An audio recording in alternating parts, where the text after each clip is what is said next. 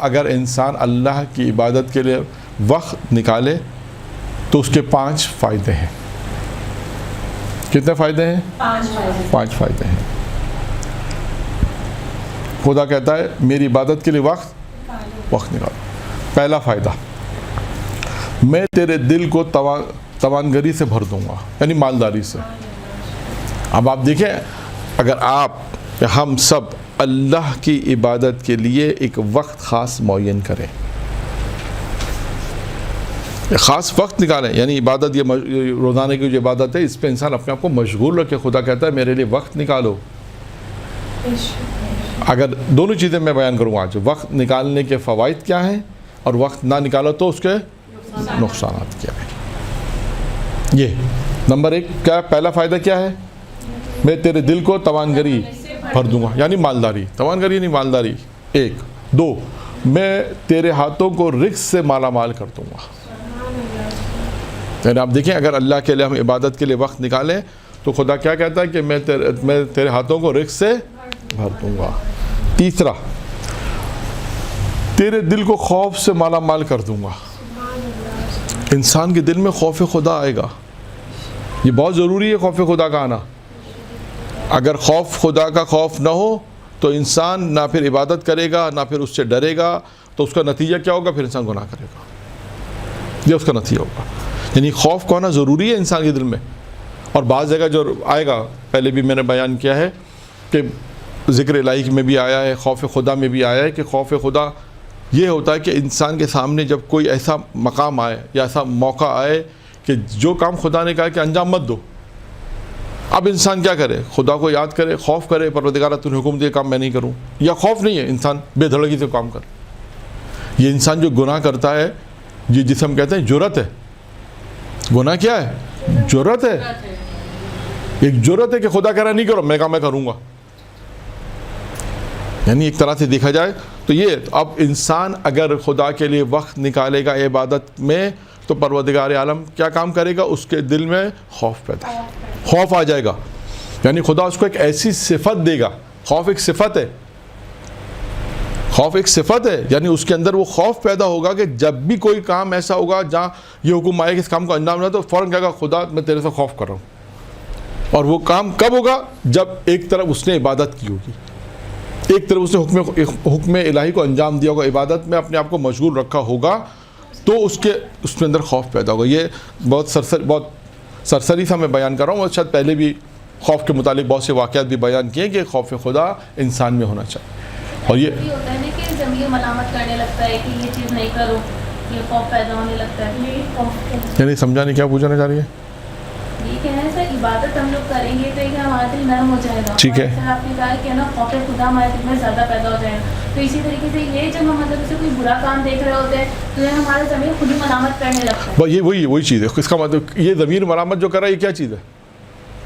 خوف خدا.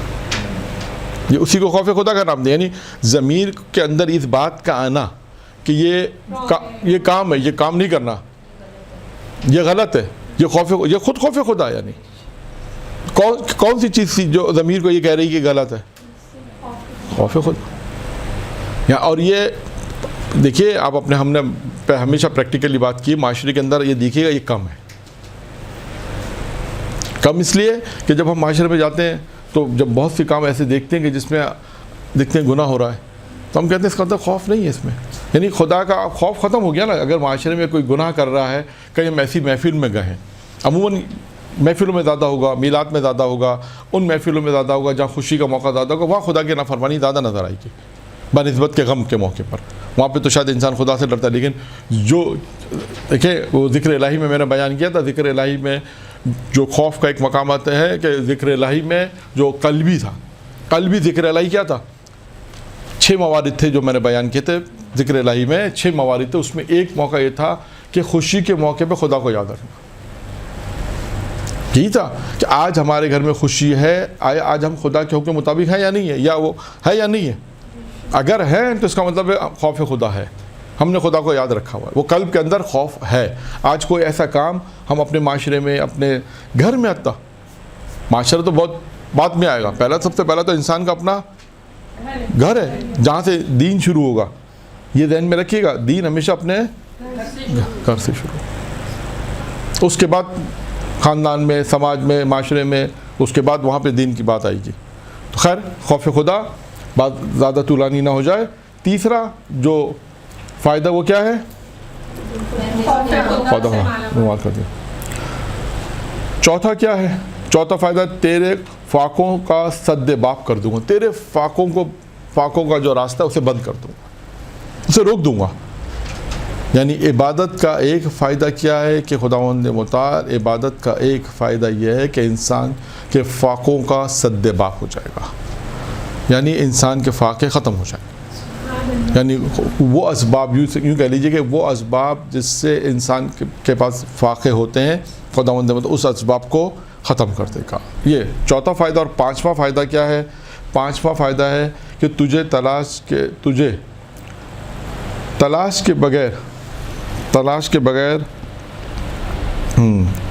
کے سپرد نہیں کروں گا. ہاں یعنی اب مجھے ڈھونڈنے میں پریشانی نہیں ہوگی. ہاں یعنی آسانی، میں تجھے آسانی سے مل جاؤں گا. یعنی میں تجھے تلاش کے سپرد نہیں کروں گا. اس کا کیا مطلب ہے؟ اس کا مطلب ہے کہ تو مجھے اگر تلاش کرے گا تو میں تجھے آسانی سے مل جاؤں گا.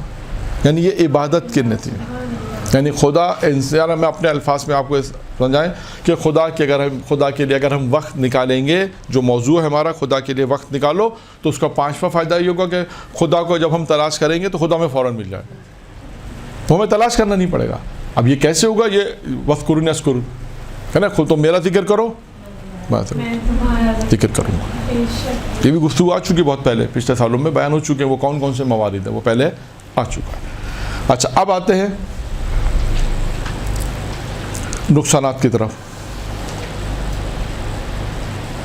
کیا اگر تم نے میری عبادت کے لیے اپنے آپ کو فارغ نہ کیا اور میری عبادت کے لیے وقت نہیں نکالا تو اس کے نقصانات کیا ہوں گے؟ نمبر ایک نقصان، پہلا نقصان کیا ہے؟ میں تیرے دل کو دنیاوی امور میں مشغول کر دوں گا. آج آپ دیکھیں کیا ہے کہ جن لوگوں نے اللہ کے لیے عبادت کے لیے وقت نہیں نکالا ہے، دنیاوی امور میں اتنا مشغول ہو گئے ہیں. یہ بھی کمانا، وہ بھی کمانا، یہ بھی آپ دیکھیں 12 گھنٹے 15 گھنٹے انسان دنیاوی مشغولات میں رہتا ہے، اور اس کے بعد پھر باقی زندگی اپنی ایسے ہی ہے، کمانے میں ہے، گھر میں ہے، کمانے میں، بچوں میں ہے، بس اسی میں انسان کی زندگی ہے. خدا اسے پھر یاد نہیں آتا. تعجب ہے کہ وہ اس خدا کو بھول جاتا ہے کہ جس نے کمانے کے اسباب فراہم کیے، جو روزی دے رہا ہے، جو تمام زندگی دے رہا ہے، جو رزق دے رہا ہے. انسان تعجب ہوتا ہے کہ اسی خدا کو انسان بھول جاتا ہے. کتنے بھی آج میں سے معاشرے لوگ جو نماز نہیں پڑھتے، روزہ نہیں رکھتے، لیکن اللہ انہیں رزق دے رہا ہے، اللہ انہیں روزی دے رہا ہے. میں کتنے ایسے لوگ ہیں، یہاں تک یہ کہوں کہ بلکہ یہ کہ لیے جو خدا کو خدا نہیں مانتے، خدا انہیں بھی رزق دے رہا ہے، انہیں بھی روزی دیتا ہے. انہیں بھی خلق کیا خدا، اسی نے خلق کیا. یہ تو وہ ہیں جو خدا کو مانتے تو ہیں خدا، لیکن عبادت نہیں کرتے. لیکن اس کا نتیجہ کیا ہے؟ خدا نے کہا اس کا نتیجہ یہ ہے کہ اگر تم میرے لیے عبادت کے لیے وقت نہیں نکالو گے تو دنیا بھی تمہیں مشغول کر دوں گا. اب آپ سوچیں کہ انسان اگر اللہ کے لیے وقت نہ نکالے تو اس کا ایک بڑا نقصان، پہلا بڑا نقصان کیا ہے؟ دنیاوی کاموں میں وہ مشغول رہے گا، اور وہ دنیاوی کام مشغول رہے گا. نمبر 1. نمبر 2، تیرے لیے فاقوں کا سد باب نہیں کروں گا. جو تیرے لیے فاقے ہیں وہ تیرے لیے فراوان رہیں گے، یعنی فاقے بھی تیرا پیچھا نہیں چھوڑیں گے. پھر اس کے بعد ہے تیسرا میں بھی یہی ہے، تجھے دنیاوی کاروبار کے سپرد کر دوں گا. وہی دنیاوی امور میں، اور ایک روایت کا ایک اور جملہ بھی ہے، میں تجھے دنیاوی کاروبار کے سپرد کر دوں گا. یعنی تو دنیا میں کاروبار میں لگا رہے گا. یہاں پر میں ایک واقعہ سنا دوں، ایک جملہ پورا کر کے، روایت کو پورا کر کے پھر ایک واقعہ سنا دیتا ہوں، اس تاکہ روایت مکمل ہو جائے. یعنی اور تجھے دنیاوی کاروبار کے سپرد کر دوں گا، اس کی ایک مثال میں آپ کو دوں گا. پہلے یہ جملہ مکمل کر لوں، اور اس کے بعد چوتھا نقصان کیا ہوگا؟ تجھے اپنی تلاش کے حوالے کر دوں گا. یعنی اب تو مجھے تلاش کرتا رہے گا. وہاں پہ کیا تھا؟ عبادت میں وقت نکالو گے تو تلاش نہیں کرنا پڑے گا. اب یہاں پر بالکل دو چیزیں بالکل برعکس ہیں. یہاں پر کہا کہ اگر تم میری عبادت میں وقت نہیں نکالو گے تو پھر تم مجھے تلاش کرتے رہو گے، میں تمہیں نہیں ملوں گا. تم مجھے تلاش کرتے رہو گے، میں تمہیں نہیں ملوں گا. تو 5 فائدے عبادت اگر اللہ کے لیے انسان وقت نکالے تو 5 فائدے ہیں اور 4 نقصانات. یہ 3 روایتوں کا خلاصہ ہم نے آپ کے سامنے بیان کیا ہے کہ اگر انسان اگر اللہ کے لیے وقت نکالے گا تو اسے کیا فائدہ پہنچے گا, اور اگر وقت نہیں نکالے گا تو اسے کیا نقصان پہنچے گا. اب آئیے ایک جملے کی میں ایک تشریح کر دوں تاکہ بات واضح ہو جائے. میرا خیال ہے تمام چیزیں آپ کے لیے واضح ہیں, اگرچہ واضح شاید یہ بھی ہوگا کہ تجھے دنیاوی کاروبار کے سپرد کر دوں گا. یعنی اس سے کیا مراد ہے؟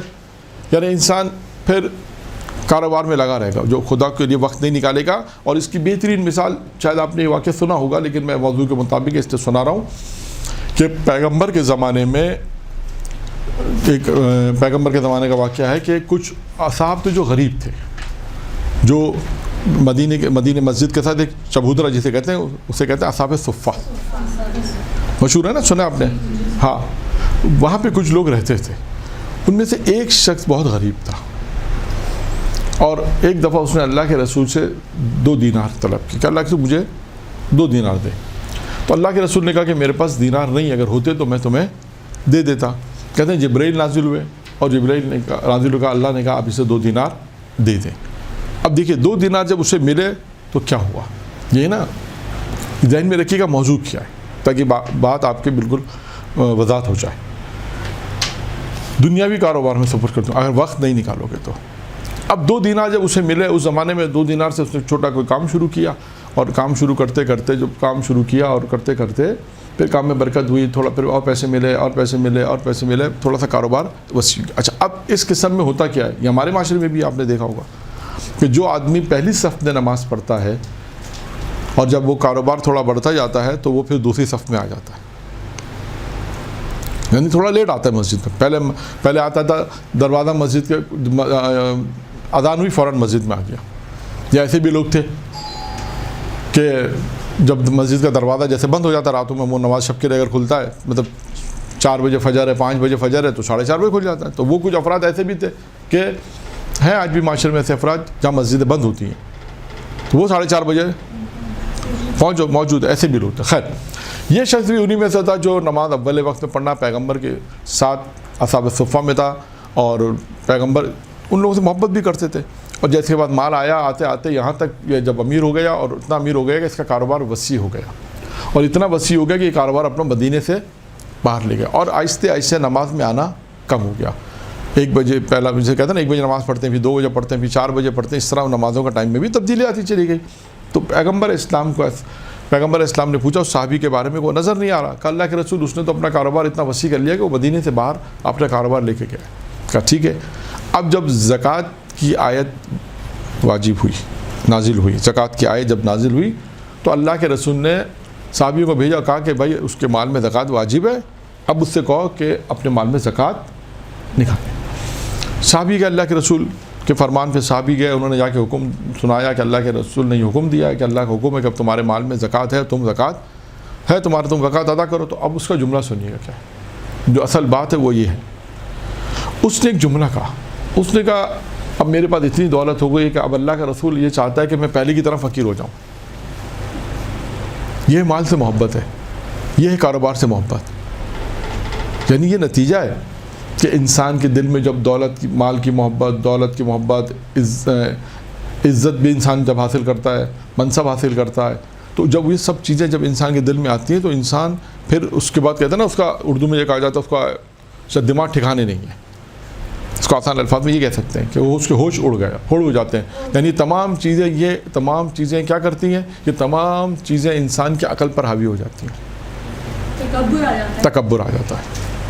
اور اس کے بعد جب اس نے ایک جملہ کہا, اس نے کہا کہ اللہ کا رسول جو چاہتا ہے کہ میں پہلی حالت میں آ جاؤں, یہ جملہ کہا. اور اس کے بعد یہی جملہ ان صحابیوں نے اللہ کے رسول کو جب جواب سنایا تو اللہ کے رسول غمگین ہو گیا, افسوس ہوا کہ اتنا پیسہ ہونے کے باوجود بھی اس سے جو زکوٰۃ مانگی تو یہ جواب دیا. تو کہتے ہیں جبرائیل نازل ہوئے, جبرائیل نے پوچھا آپ کیا چاہتے ہیں؟ اللہ کے رسول کہا میں چاہتا ہوں یہ اپنی پہلی حالت پر آ جائے.